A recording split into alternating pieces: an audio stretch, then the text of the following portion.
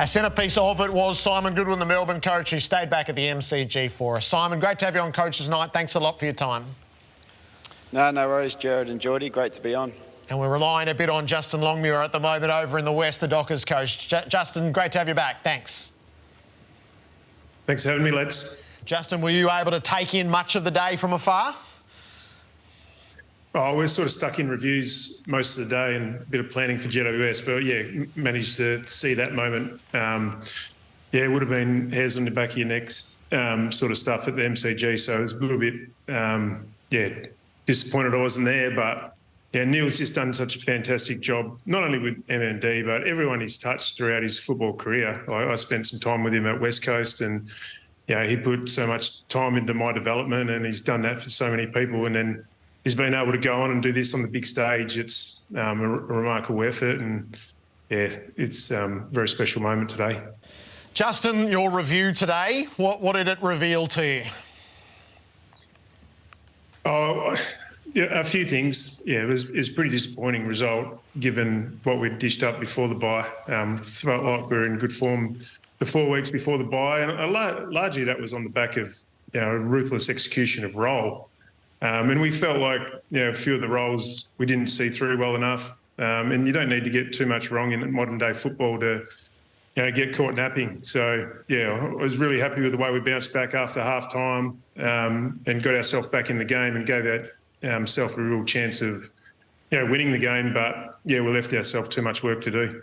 How much do you review not only of the game but of the weeks leading into it? Yeah, well, you do. The thing about coaching, there's never one answer. So, coming off the bye, it's never there's never something really obvious that stands out. We had a quick chat today about, our bye week and what we could have done with training, but we actually felt like we jumped into the game really well. Our first 10 minutes, we played the game in our front half, but we couldn't score. And then the back end of the first quarter, they got on top. The conditions played a role in it. We didn't handle the conditions as well as what Richmond did, and they probably played the conditions a bit smarter and a bit better than us. So that played a pretty big factor in the result. Were Richmond a bit different, Justin, from what they would have been under Damien Hardwick? I think structurally, in the way they set the ground up, is pretty similar. They've changed some roles around. Jordan Short's gone back to half-back. He kicked 3 goals on the weekend from outside 50 against us, so that was a good move. And Baker, who's probably been a bit all over the shop in terms of the roles he's played throughout the year, has been a permanent forward the last couple of weeks, and Martin's gone back on ball. So there's probably some personnel changes rather than a heap structurally. 6-6 at halfway point of the season. Every game is massive. You come up against the Giants this weekend. Being in that position, probably every game from now on in is huge.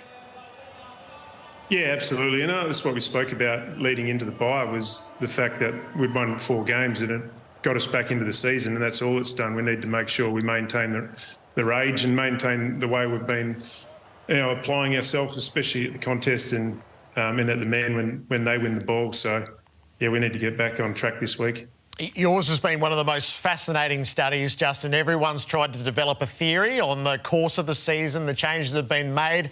I thought you used the phrase embrace the chaos. It might have been after you beat Melbourne. Could you expand on that a little bit? Is that a conscious choice that you made collectively? Does it mean giving up something that you might have had as a watermark in your game to embrace the chaos?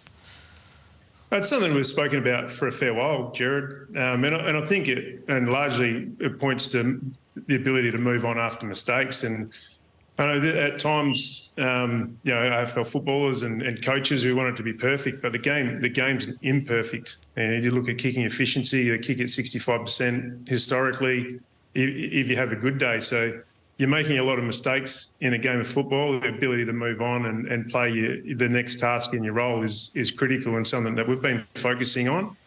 I think earlier in the year we got a bit caught up in maybe being a bit perfect, but also got caught up in the external noise and expectation around our season last year. And I think there's a little bit of individual players trying to build on their seasons last year rather than just accepting, their form and playing their role in the team. And a lot of different things sort of came together to make it a little bit clunky at the start of the year, but feel like we've been really controlling what we've been able to control lately and like I said, move on after mistakes and embrace the chaos. It's a great insight, thanks. Justin, how's James Aish before we start the conversation about the incident? He was in good spirits today. Still had some repercussions of a light concussion. So he'll miss this week, but he's in good spirits and he attended today, so that's a good sign. For all that's been debated, is that incident just a straight up and down one, Justin, that we should all know that that's going to result in a suspension? I don't know whether I like to say that. Like it's we're asking a lot of our players, and I really feel for Mansell on this occasion because I think largely he's going 100 mile an hour trying to contest the footy, and this incident was after we got within 7 points and kicked the first 2 of the last quarter, and the game is well and truly on the line. So both players have got intent to the last second of winning the ball. Mansell turns his body at the last second and collects Aishi high. So I feel for the split-second decisions that players have to make in modern-day football. The dangerous tackle conversation. So I feel like we're in good hands here. Justin, you just had Jaeger O'Meara suspended, and Simon, you've lost Tom Sparrow prior. Justin, just as an overall, where do you think we are with the crackdown, which at the moment stands at 21 suspensions? To be honest, Jared, I think there's a little bit of confusion. We had young Matty Johnson get done against Brisbane for a tackle on Zorko, and I thought that was probably the textbook one where a player has 2 actions and slings the player. I think we're getting in dangerous territory just with the fact that, some guys have got arms pinned, some haven't, some head hits the ground, some get up, take a free kick straight away.